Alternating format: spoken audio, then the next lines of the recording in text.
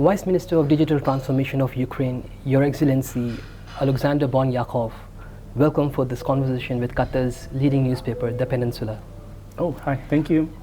The bilateral relations between the state of Qatar and Ukraine are increasingly solid and have become more active from time to time. The two countries have forged a strong and enduring partnership, one that has deepened and diverged in many fields. Your Excellency, can you share some comments regarding cooperation in the field of technology sectors of Qatar and Ukraine, in line with Qatar's third National Development Strategy 24 to 2030? Can you please highlight the possible contribution the Qatar-Ukraine partnerships can make to boost technological advancements? I think one of the things that Qatar bid in its strategy is innovation and excellence of institutional support. So this is where Ukraine, I think, can contribute a lot, because we also went through a certain innovation stage and did a lot to move to the concept which we call country and smartphone, to improve government institution and generally institutions excellence. And also innovations is one of the key pillars, as I mentioned before, for Qatar strategy. And we consider ourselves as an innovative country. Our IT sector exists from the time that we became independent in 1991. In early 90s, first companies started to form. Now we have more than 5,000 companies, 300,000 people, and they focused on innovation. They are on edge of innovation. We had a lot of meetings here, including the QRDI, which is Qatar Development Research Center in Education City. And we saw that they're focusing on challenges, and they have challenges that Ukraine sometime already figured out.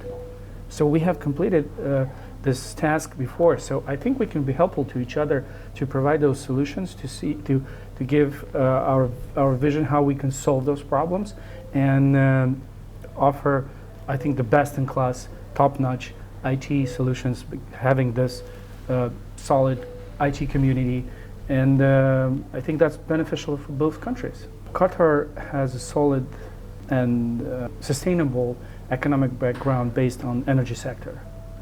But at the same time, Qatar is relatively small from a human perspective.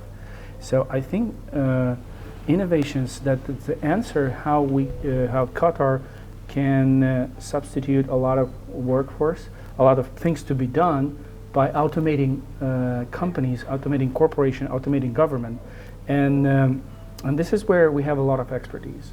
And I think in the future of Qatar, optimization of the business is going to play a significant role, and this could be done only through innovations. With the 3 million people and constantly growing energy sector, I think, and with more clients, with more countries that Qatar working with, focusing also on the sport and some other things, this is where we can help. And majority of what Ukrainian startups is doing, and they mostly focus on the global, they trying to optimize supply chain to make technology work for decreasing cost, eliminate human factor, decreasing number of people dedicated to certain tasks. I think that's something that's interesting to Qatar, and we can be really helpful exploring those solutions. At the same time, we also interested in Qatar as a gateway to Gulf countries, to Middle East. Historically, majority of Ukrainian IT sector was focusing on the Western countries. Majority of clients of Ukrainian companies were from the West, and for a couple of decades they learned how to work with the best on very complex projects. So today Ukrainian companies work with most of the Fortune 500 companies, so most successful companies in the world. They work on very complex tasks that require the top expertise in the world. So when Qatar is tapping into Ukrainian expertise, it might achieve great results, because it's just a huge number of people who's working for Daimler Chrysler, Toyota, UBS, Mercedes-Benz, Boeing, and Fidelity, Deutsche Bank, many other big financial, healthcare, automotive, transport institutions, and that I think can open a great potential for both countries, because with the scale of Qatar projects and with the expertise that they have, they can do everything much faster and without errors and without not necessary tries. When you make mistakes and you learn and make mistakes, we can avoid those mistakes, because inviting a Ukrainian company by Qatarian, let's say, energy sector, we can bring them expertise how to build the software that can handle most complex things. I believe personally that networking is one of their leading force in building startup environments, so that's a great sign, and I think that's the right bet by Qatar government to support and hold a Web Summit here, so showing to a startup ecosystem that how easy to do business, how beautiful this country is. So this is totally right move. We also work with every major event, and we were together with Strategist, which is our partner in Explorer Middle East, to bring Ukrainian companies to Qatar, showing them to businesses, local businesses. I heard it went well. Personally, I was not able to attend, but I know Web Summit for many years, and I think that's today it's kind of the biggest startup networking event in the world. So it's totally right move. I know about getting investments, raising capital, and companies finding client after this event.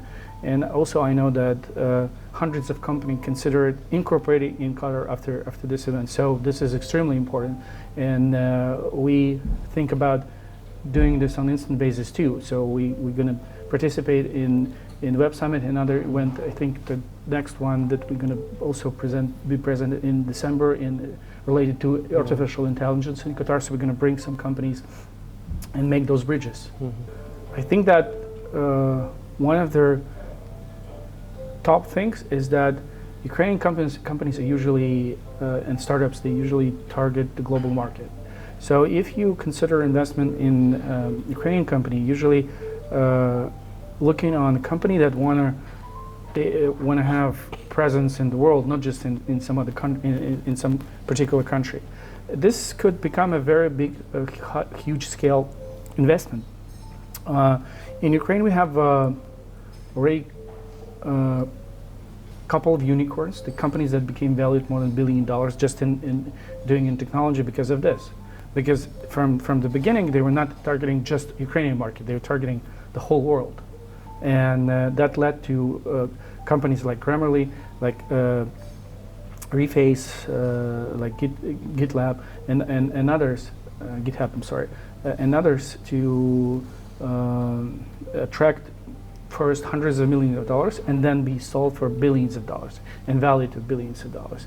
There's another company, Restream, and well, there's much more. So I think that something that also could be interesting for those who consider investments in venture capital. It's high risk, but sometimes it's worth it. We have had a meeting with the local ministry of we have a Minister of Digital Transformation, and there's a Ministry of Digital Industries here, Digital Information Industries. So we're thinking about creating Qatar-Ukrainian technology bridge, where we can have a place where Ukrainian companies can soft land here and explore Qatar and the whole Middle East through Qatar, and also in the same time providing Qatar businesses with more knowledge about what Ukrainian companies does, and of course offering their services to Ukrainian companies. Maybe it could be something that beneficial from the both sides. Also, we talked about educational initiatives and of course about investments. So we want to, and networking, of course. Maybe it's going to be a couple of virtual or offline events that we're going to hold together, But I think that the most important is to know more about both countries, because Qatar became known after World Cup, and this really helped to open Qatar to everybody in the world.